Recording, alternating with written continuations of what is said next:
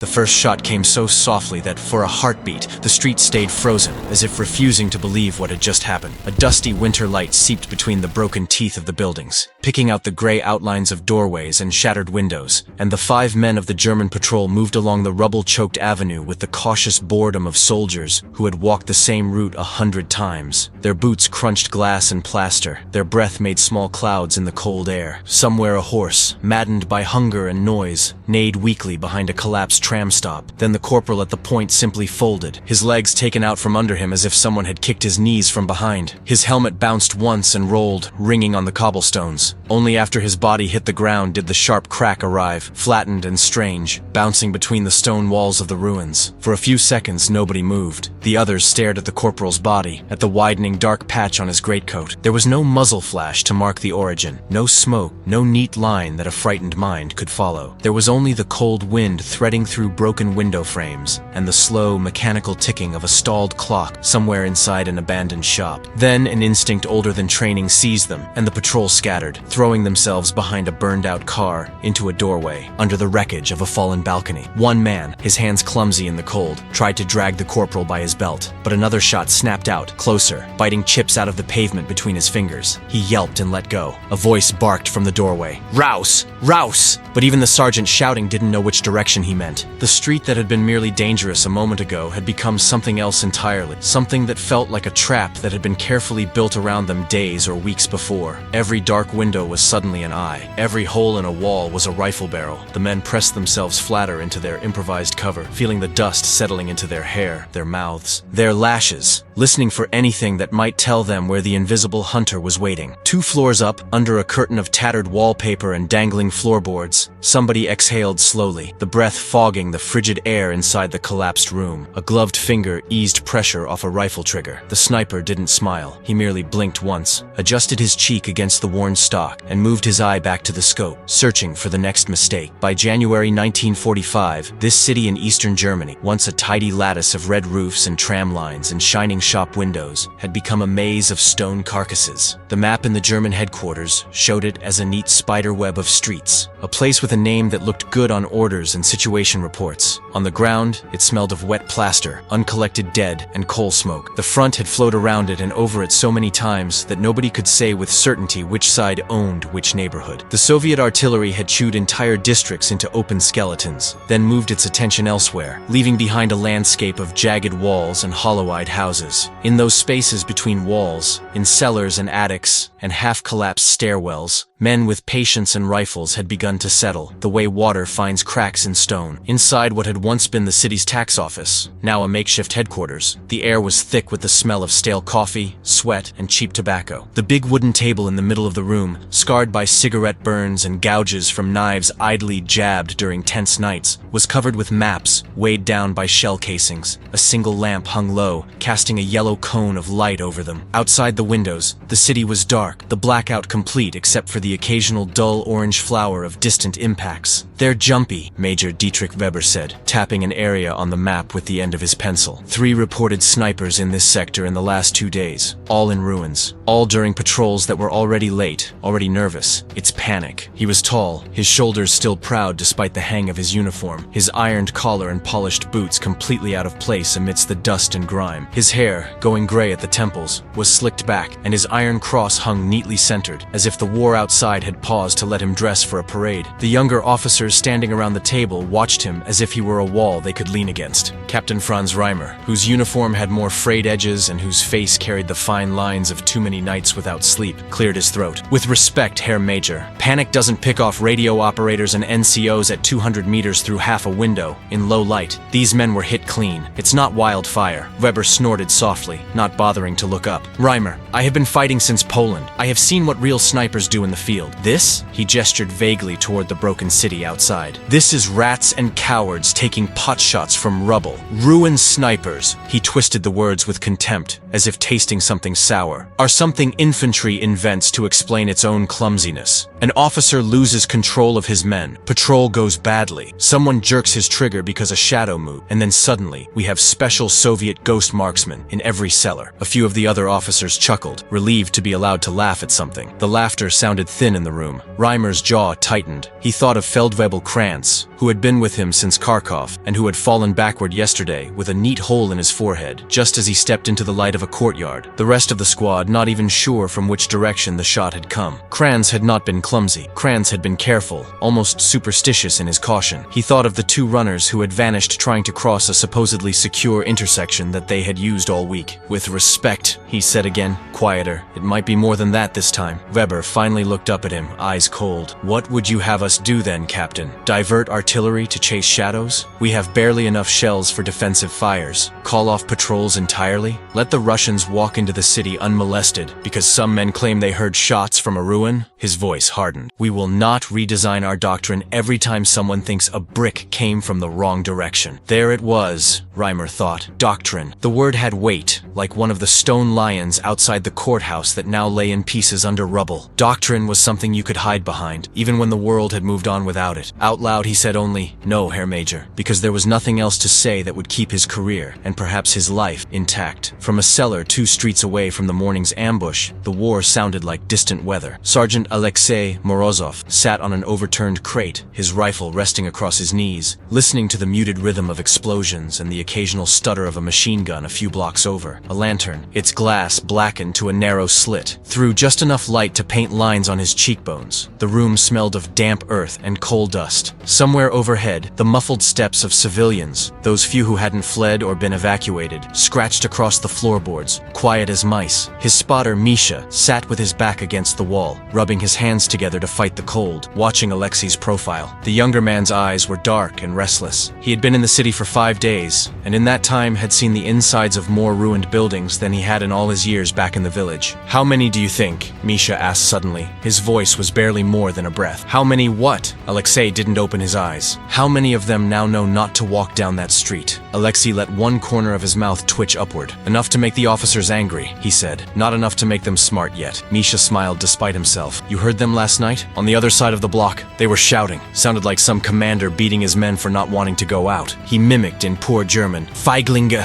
Ruinen Scharfschützen in Märchen. He chuckled softly. Ruined snipers are fairy tales, he says, while his men lie flat on the pavement. Alexei opened his eyes then and leaned his head back against the cold wall. He had been in Stalingrad. He had learned there that a city could become a weapon, that bricks and beams and stairwells could be as lethal as machine guns if you were patient enough. The Germans had learned it too, but some of their officers, it seemed, had managed to forget. They'll keep shouting, he said, until it costs them more officers than they can replace. Then they'll start believing in fairy tales. He stood, joints creaking slightly, and picked up his rifle, feeling the familiar roughness of the wood under his gloves. Come, he said. We'll move before it gets dark. They will be angriest at dusk. The city at evening was a slow-burning coal. Smoke hung low in the streets, mixed with freezing mist. As Alexei and Misha moved through the ruins, they could smell cooked cabbage from some hidden stove, mixed with the metallic tang of recent shell bursts. They climbed, hands scraping old soot and loose mortar, up through a burned-out stairwell, stepping over a rusted bicycle frame, until they reached their chosen nest, the top floor of what had once been a tailoring shop, now open on one side like a dollhouse smashed in a child's tantrum. From here, they could see the intersection that the morning patrol had tried to cross. They could also see, 3 streets away, the glint of a German observation post in the bell tower of a church, the sun catching on binocular lenses. Alexei crawled the last meters, belly sliding over gritty dust, and settled behind a pile of bricks that provided both cover and a stable rest. He unfolded the legs of his rifle's bipod with practiced quiet, the click muffled by his gloves, then brought the scope up to his eye. Through the little circle of glass, the ruined city became ordered again, the jagged skyline smoothed out into clear lines. The intersection was a rectangle of stone and shadow, the broken tram tracks a pair of rails leading right into it. He saw 2 German soldiers run across one at a time, heads low, and disappear, then nothing. He moved the scope slowly, like a watchmaker turning a tiny wheel. Over the next days, while Major Weber barked orders and berated reports about ruined snipers as cowardly fiction, a pattern began to knit itself through the city, invisible on his maps but written clearly in the minds of the men who walked its streets. German runners stopped using certain alleys because men disappeared there. Units requisitioned enormous amounts of white cloth to make improvised stretchers, but fewer of the wounded carried on them seemed to be victims of artillery or mortars. More and more of them had small, neat wounds that the field surgeons recognized instantly as rifle shots placed with care. Platoon leaders started sending 2 men at a time to cross open spaces, hoping one would draw fire so the other could identify the shooter. Often, nobody fired. The sniper watched. memorizing how they moved, which corners they trusted. Then, a day later, someone else who trusted that same corner would die. At first, the reports came in scattered. One man killed while smoking by a window. Radio operator shot on street. Unteroffizier struck while pointing out firing positions. Weber dismissed them as the background noise of a collapsing front. Then, almost overnight, the frequency doubled. 3 men in one day at the same intersection. A messenger shot in the back while running toward the relative safety of a crater. A machine gun crew taken out one by one while trying to emplace their weapon behind a sandbag wall that had, until yesterday, seemed perfectly positioned. In a meeting thick with cigarette smoke, an intelligence officer tried again. Herr Major, we believe the enemy has positioned multiple small sniper teams in the ruins. They are not operating randomly. They are mapping our routines, our routes. They avoid fire when our men are probing. They shoot when we are complacent. Weber's lips pressed into a fine line. Outside, through the broken blinds, the sky flashed white, then orange, as a Soviet shell landed somewhere in the Western District. Dust sifted gently from the ceiling. "And your solution?" he asked, his voice soft in a way that was more dangerous than shouting. "Shall we tape blankets over every window in the city? Ban anyone from walking upright? Sir, if we don't adapt our movement, if we don't clear the ruins properly, we will bleed out in our own streets," the officer said, swallowing. "We must assume every corner is a potential." Weber cut him off with a flat hand. "I will not have this headquarters transformed into a nest of hysterics. You will issue orders that any man spreading rumors about invincible ruin snipers is to be disciplined. As for clearing," he glanced down at the map, at the sectors marked in red pencil as threat, enemy infiltration suspected. "We will conduct a sweep properly, not this half-hearted skulking we've been doing." His pencil came down on one quadrant of the city, a district of warehouses and old workers' housing near a rail yard that was now a forest of twisted steel. "Here, we will sweep this quarter from east to west, house by house, cellar by cellar. We will show our men that these snipers are nothing but a few frightened Bolsheviks with rifles." Reimer, standing at the edge of the room, felt something cold settle in his stomach. He remembered Stalingrad too, in flashes, from a distance. Reports, rumors. He thought of what it meant to send companies into a place where the enemy had had time to prepare every window, every doorway, but he said nothing. His hand, resting on the butt of his pistol, tightened until the knuckles turned white. On the Soviet side, in a damp basement that had once stored potatoes, a different map was spread out under the weak beam of a flashlight. It was a hand-drawn affair, sketched on the back of captured German stationery, lines in pencil and charcoal. It did not show neat districts or railway nodes. It showed arcs, fields of fire,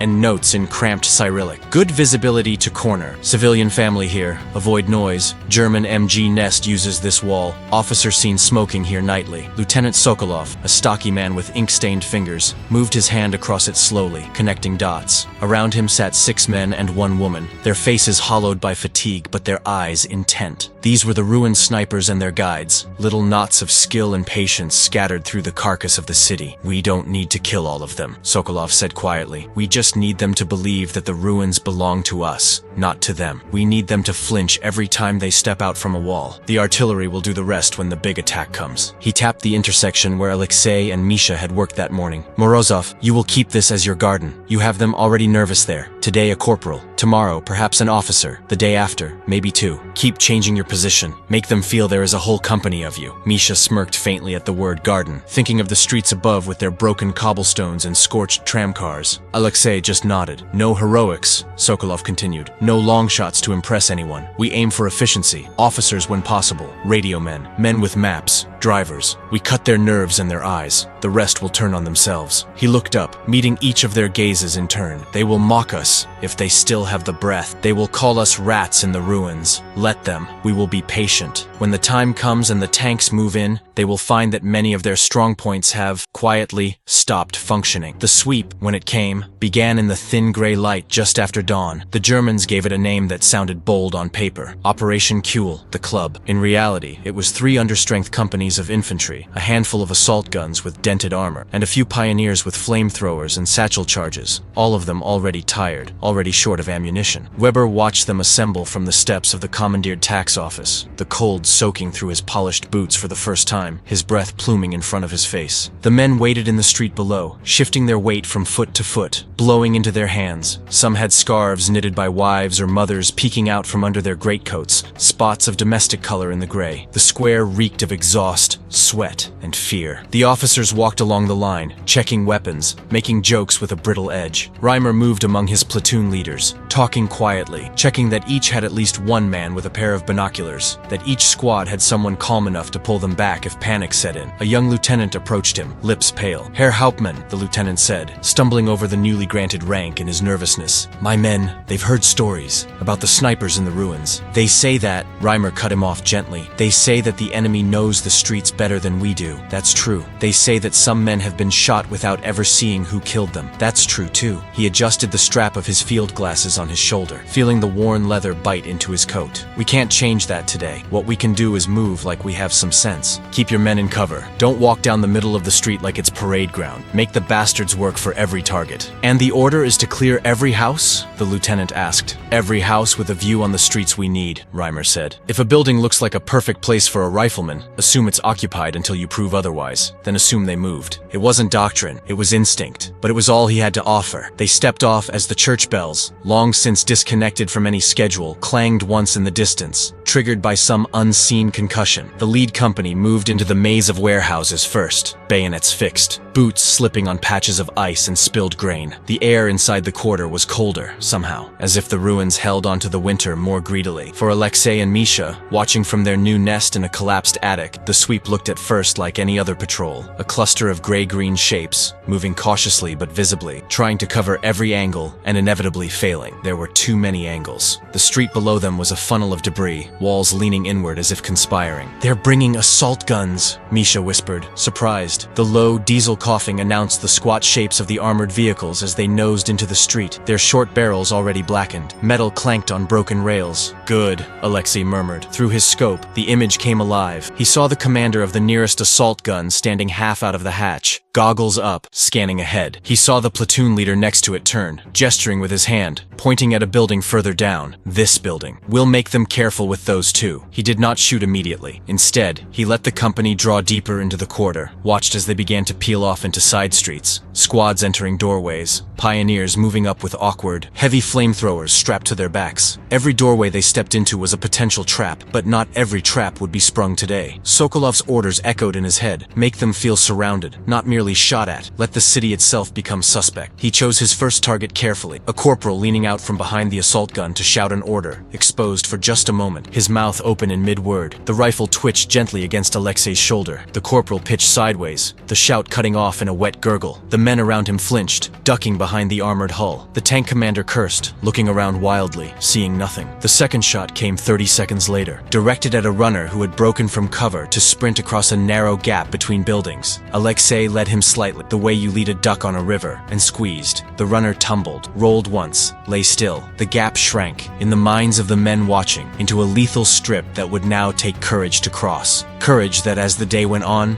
would begin to fray. As the Germans pushed deeper, other pairs joined the quiet symphony. From a blown-out factory window, a sniper team took out a machine gun crew as they tried to set up in a second-floor window that had an enviable view of 3 streets, but which had itself been marked days ago on the Soviet map as dangerous if enemy uses. From a half-collapsed balcony, a rifleman put a single bullet through the chest of a pioneer bending to light the pilot flame of his weapon, sending the flamethrower's tank hissing onto the ground. The liquid inside suddenly a liability instead of an advantage as others scrambled away in terror. Each shot by itself was a small thing, a man falling in the dust. But together, over the course of an hour, they began to weave a net of fear. Men stopped obeying hand signals instantly. They hesitated, looked around, waiting for the crack that might mean death. Squad leaders had to shout louder, exposing themselves. Radio operators hunched over their sets in doorways, trying to relay positions and requests for fire, only to jerk backward as unseen rounds found the thin cloth between their shoulder blades. Back at the tax office, the reports came in over the crackling radio net, voices growing more strained. Kuel 1 to Kuel Actual, we've taken casualties. Unknown source. Request smoke. Kuel 2, pinned at intersection by sniper fire. Repeat, sniper fire from multiple positions. Kuel 3, we cannot advance without heavier support. We're losing men every crossing. Weber stood very still, listening. The operator looked up at him, sweat beading at his hairline despite the cold. The room seemed suddenly smaller, the walls closer. Somewhere distant, a shell exploded with a hollow crump, shaking dust from the ceiling. They're exaggerating, Weber said tightly, more to himself than anyone else. Once they have the first house cleared, it will go faster. there. Reimer, standing near the map, imagined the streets in his mind. He had walked them. He knew how many broken windows looked down onto the main axis the assault guns were using. He knew how many little holes there were in the walls. How many fire points an intelligent enemy could make from a single ruined apartment. Herr Major, he said carefully, if we keep them out in that quarter much longer, they will not have the strength to hold it even if they clear it. We're feeding them to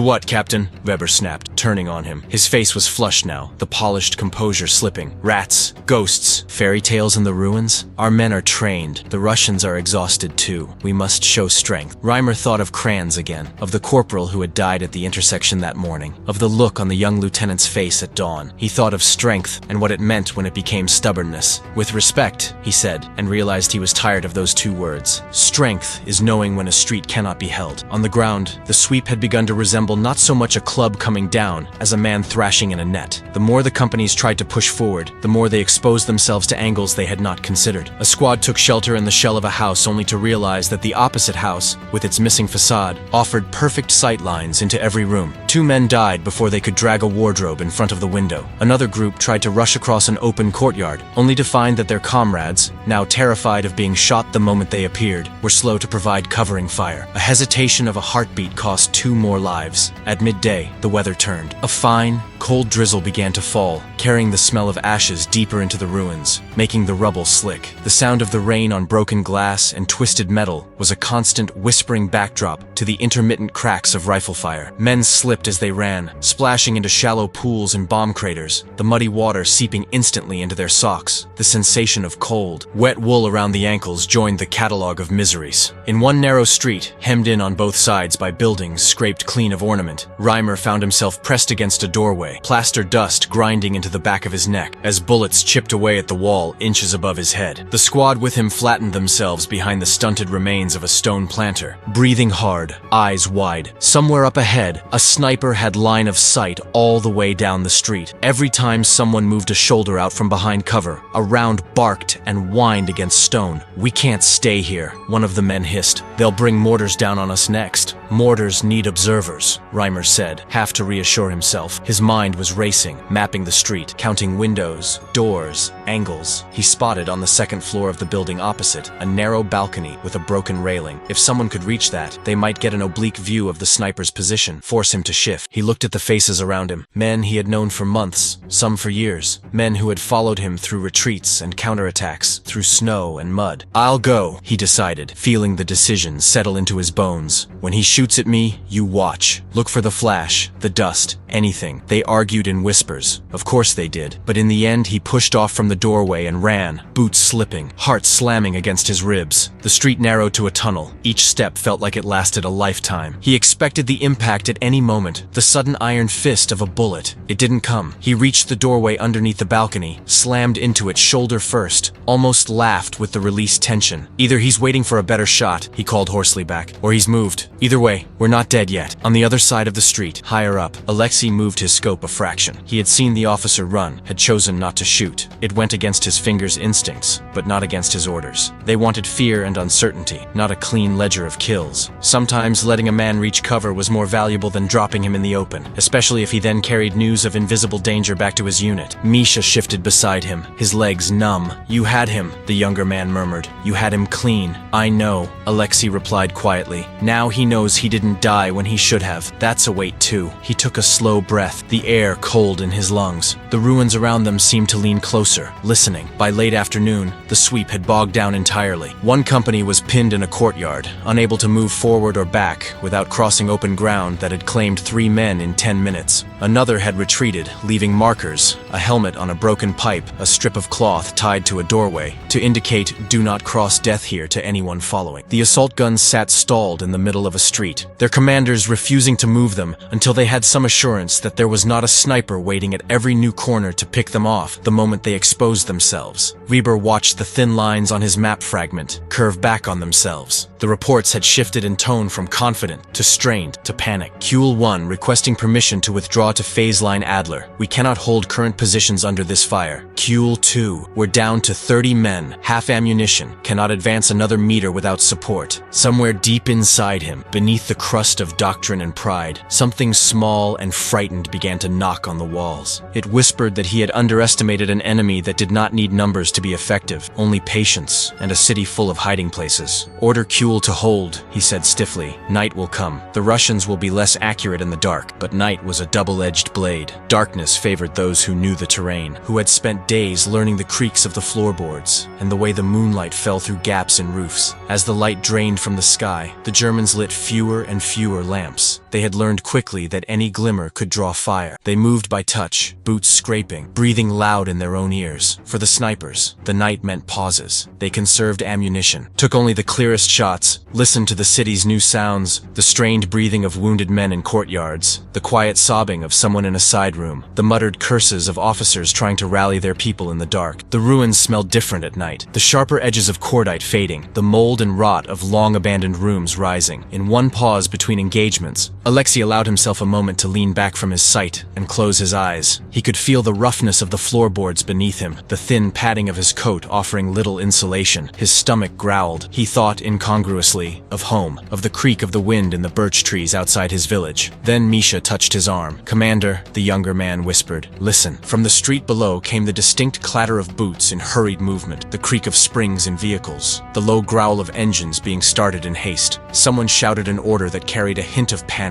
even without words. Another voice, deeper, authoritative, tried to assert control. "They're pulling back," Misha breathed. "The sweep is over." "Not over," Alexei said, opening his eyes again and bringing the scope back up. Through it he saw the shape of an officer gesturing urgently at a truck, his coat flapping. Other men scrambled to load gear, to drag wounded comrades into the back. The truck's canvas sides shook as someone fell against them. "They are just leaving our quarter. There will be others." He thought of Sokolov's map. This had been only one garden. There were more. The withdrawal quickly turned into something more chaotic than any planned movement. The routes by which the companies had come in were not all usable anymore. Rubble that had seemed stable in the morning had collapsed under shelling. Streets that had felt wide enough with confidence now seemed like funnels that led inevitably into sights. Men avoided the intersections where comrades had fallen, taking side alleys that brought them into new angles of fire. As one truck lurched forward, grinding gears, reversing in an awkward three-point turn in a narrow street, Alexei tracked its windshield. A driver, hunched over the wheel, lit a cigarette with trembling hands, the flame briefly illuminating his features. Behind him, in the passenger seat, an officer stared straight ahead, eyes reflecting nothing. Alexei let them move into the intersection, counted the seconds it would take for them to clear his field of fire, then squeezed. The windshield blossomed with a spiderweb of cracks. The truck jerked to a halt as the driver slumped sideways, blood and smoke mixing in the air. Men in the back shouted, some jumping down, slipping on the wet cobbles. From another building, another shot cracked, taking down a soldier who had turned to run back the way they'd come. To the Germans, it felt as if the city itself had decided it did not want to let them out. By the time the last of Kuhl's companies stumbled back across the improvised line that separated our streets from the depths of the contested quarter, the light had completely gone. Men's faces were smeared with soot, mud, and blood, eyes ringed with pale exhaustion. They spoke in low bursts, the words tumbling over each other. They were everywhere. We never saw them. Every window, every corner. Weber went down to meet them, to show himself, to prove that the command still existed. He walked along the line of returning soldiers, the smell of fear and sweat almost overpowering after the relative sterility of the headquarters. The men looked at him with a mixture of dull respect and something harder, something that might, in another time and another army, have been called accusation. He stopped in front of Reimer, whose coat was torn at the shoulder, and whose left hand was wrapped in a bloody bandage that he insisted was nothing. Behind the captain, the remnants of his company leaned against walls, slumped on steps, heads tilted back, some staring at the sky as if surprised it was still there. "How many?" Weber asked, eyes on Reimer's face. Reimer swallowed. He had counted twice already, then stopped, because the numbers didn't change no matter how many times he went over them. 73 wounded, 28 confirmed dead, and we don't know how many left in the ruins, Herr Major. "And how many enemy?" Weber pressed. "How many bodies did you find in their positions?" Reimer's lips parted, then closed again. In all their searching through splintered rooms and dusty stairwells, they had found only 2 abandoned rifles and a smear of blood that might have been a graze. The enemy had moved like smoke, leaving only absence behind. We